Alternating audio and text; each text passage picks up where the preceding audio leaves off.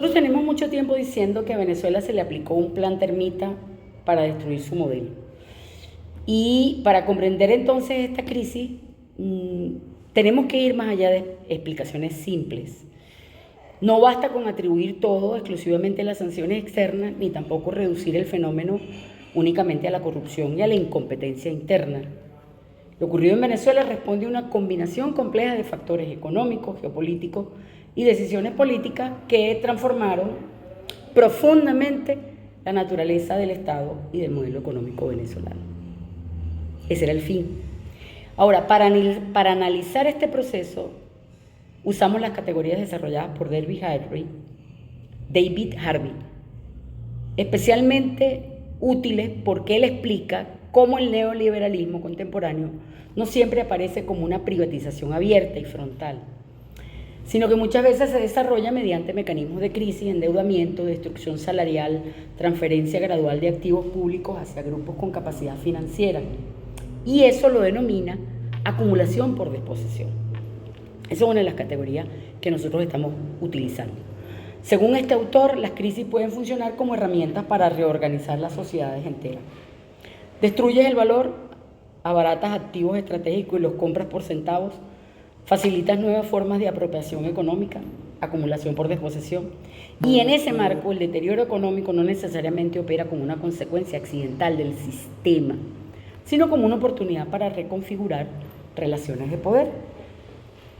Entonces, teniendo eso en cuenta, consideramos posible interpretar lo ocurrido en Venezuela desde 2013 como un proceso de transformación, destrucción progresiva de un modelo nacional y popular hacia una forma híbrida de capitalismo de excepción y de compinche, de amigotes.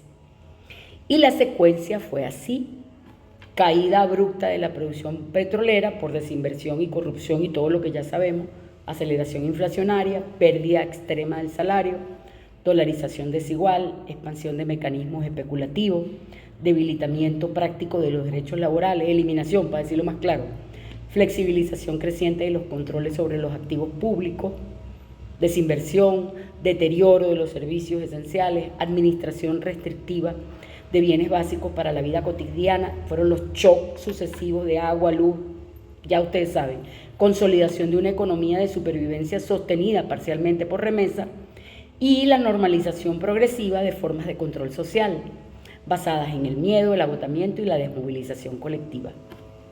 Combatientes híbridos en los barrios, todo ello acompañado de una narrativa permanente de emergencia, el estado de excepción permanente. La profesora Pascualina Curcio aseguraba que la hiperinflación venezolana no puede explicarse únicamente mediante causas monetarias tradicionales y señalaba la existencia de un fenómeno multifactorial donde coincidieron, voy a citar específicamente el estudio de la doctora Pascualina Curcio, ataques especulativos contra la moneda, manipulación de expectativas, distorsiones cambiarias, contrabando, arbitraje financiero, caída de los ingresos petroleros, errores severos en política económica, la bicicleta cambiaria, pregúntense por qué los bancos ganan tanto, y la desaparición progresiva del efectivo. Ahora, desde esa lectura, la inflación habría operado no solo como un fenómeno económico, sino como un mecanismo de control social indirecto y como un instrumento de disciplinamiento político. El salario destruido fragmenta la capacidad organizativa de la sociedad, desplaza la energía colectiva hacia la supervivencia cotidiana y reduce la posibilidad de articulación política masiva. Para eso acaban con el salario. La población queda atrapada entre el miedo, la incertidumbre, la dependencia. Y aquí adquiere relevancia la idea de las llamadas armas silenciosas, entendidas no como conspiraciones demostradas, sino como formas estructurales de dominación basadas en el control de flujos vitales para la sociedad: electricidad, agua, combustible, dinero, alimentos, movilidad y salario. El poder deja de ejercerse únicamente mediante coerción visible y pasa por la administración de las condiciones materiales de vida, de existencia. Te ponen a sobrevivir. Y paralelamente aparece la lógica de gobernar mediante el caos. El desorden prolongado deja de percibirse únicamente como resultado de errores, improvisación o incapacidad administrativa y pasa a ser interpretado también como un entorno funcional para la dominación. La incertidumbre permanente dificulta la organización social, fragmenta las solidaridades colectivas y normaliza mecanismos excepcionales de control. Entonces, la crisis deja de ser solamente un accidente para convertirse en un entorno administrado por esa cúpula, esa élite. Y en este contexto, el régimen no necesita resolver integralmente la crisis para mantenerse. Su objetivo central pasa a conservar el poder mientras todo muta alrededor sin quebrarse completamente. Allí aparece una lógica cercana a las teorías de la adaptación compleja y la resiliencia social. La sociedad resiste, se adapta, se reduce materialmente y termina normalizando las condiciones de precariedad prolongada. La migración masiva juega un papel central dentro de esa dinámica.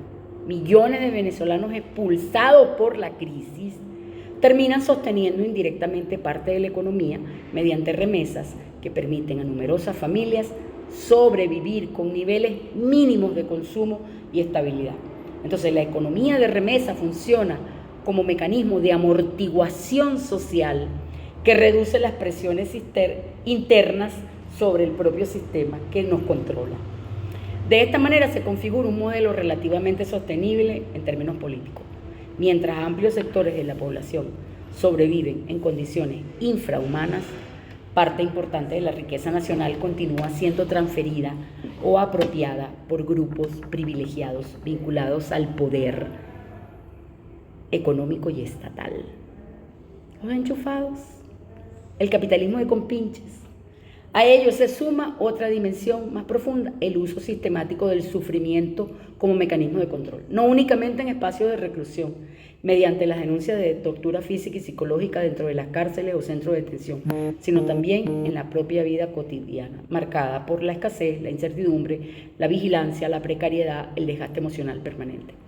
Entonces, la dominación deja de operar sobre los cuerpos físicos y comienza a producir subjetividades agotadas, aisladas e impotentes. En términos cercanos a lo que planteaba Baruch Spinoza, podrían entenderse como cuerpos tristes, sujetos fragmentados por el miedo y la supervivencia, con menor capacidad de acción colectiva y menor potencia política para transformar la realidad y su propia realidad. Entonces, el agotamiento social prolongado termina funcionando como forma de desmovilización. Otro punto son las sanciones, mecanismos que funcionaron simultáneamente como agresión externa, pero también como justificación interna para acelerar mecanismos excepcionales de reorganización económica. La cobertura perfecta. Y entonces aquí aparece el debate sobre la ley antibloqueo, que fue oficialmente presentada como herramienta para proteger la economía frente a las sanciones, mientras en la práctica abrió un boquete y abrió los espacios para una economía sumergida, acuerdos confidenciales, flexibilización institucional y transferencia opaca de activos estratégicos. Desde esa mirada, entonces, Venezuela no transitó hacia un neoliberalismo clásico, sino a un modelo de excepción donde conviven discurso antiimperialista, apertura económica selectiva, opacidad administrativa absoluta, debilitamiento salarial, concentración de poder político y económico, control social basado en la dependencia material, administración del miedo, la incertidumbre y el agotamiento colectivo, y el progresivo vaciamiento práctico de los límites constitucionales e institucionales, naturalizando así dinámicas de sufrimiento social como forma de gobernabilidad. En medio de esta tormenta perfecta, sectores empresariales tradicionales, nuevas élites económicas, operadores financieros y actores vinculados al aparato estatal terminaron convergiendo en formas de acumulación asociadas a la crisis.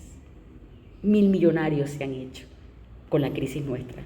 Entonces, no se trata de afirmar automáticamente la existencia de una conspiración única y centralizada, pero sí podemos sostener como hipótesis que distintos grupos encontraron beneficios económicos y políticos dentro del deterioro estructural del país. De eso hay que tener conciencia.